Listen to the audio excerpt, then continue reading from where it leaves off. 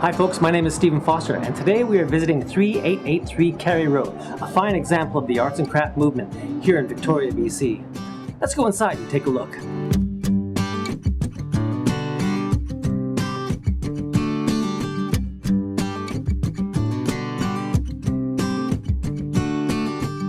Back in the day, they used to give arts and crafts homes real names. In this case, it's called the Ridgeway, built in 1925.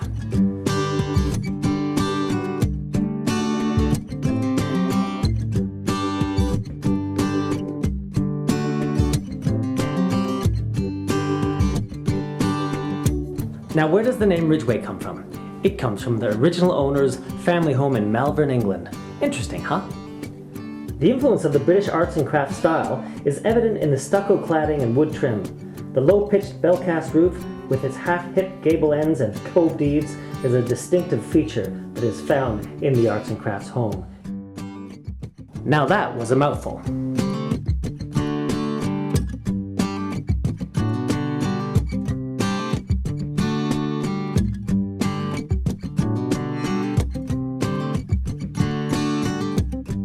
Well, the attention to detail in here is everywhere.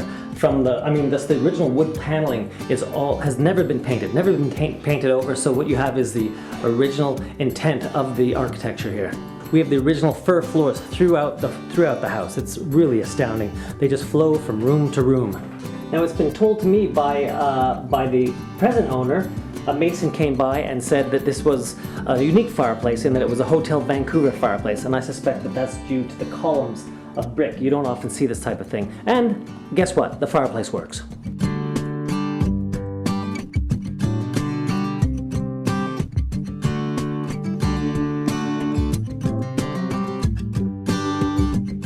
Alright, so you'll notice in the following pictures that the lighting here is original. Not the original bulbs, I think they've been changed once or twice, but actually the original features on the wall sconces, the ceiling fixtures, they're all from the period 1925. Just that alone are collector's items. If you're a home office user, you are going to love this spot because you've got the French door so you can see what's going on out there but not listen to everything that's happening, and you get this great view over to Mount Doug and Mount Ptolemy. It's a beautiful spot, nice and private, nice and clear, and yeah, well, what more could you ask in an office?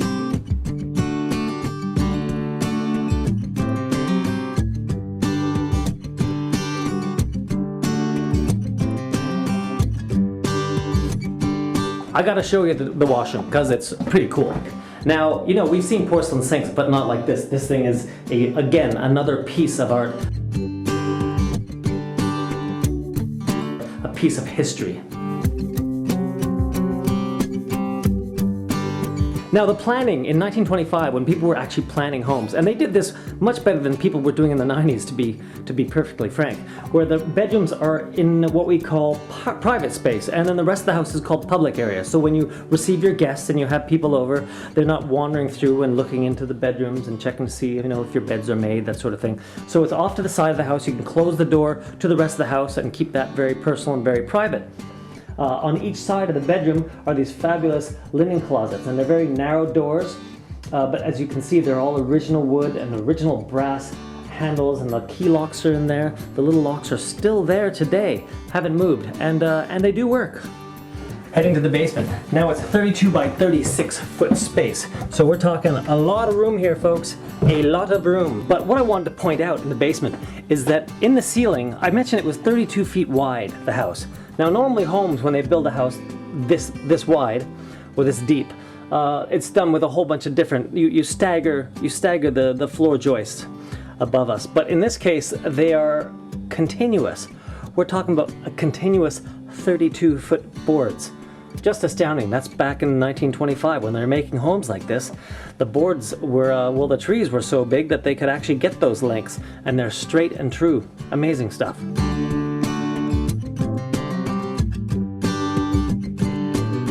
Now, what's a house without a deck with lots of room to enjoy with your friends and your family?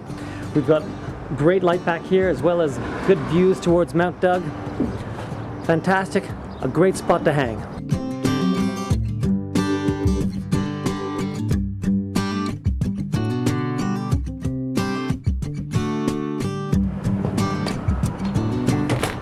Well, that's it for the Ridgeway home on Cary Drive. I hope you've enjoyed my home tour today.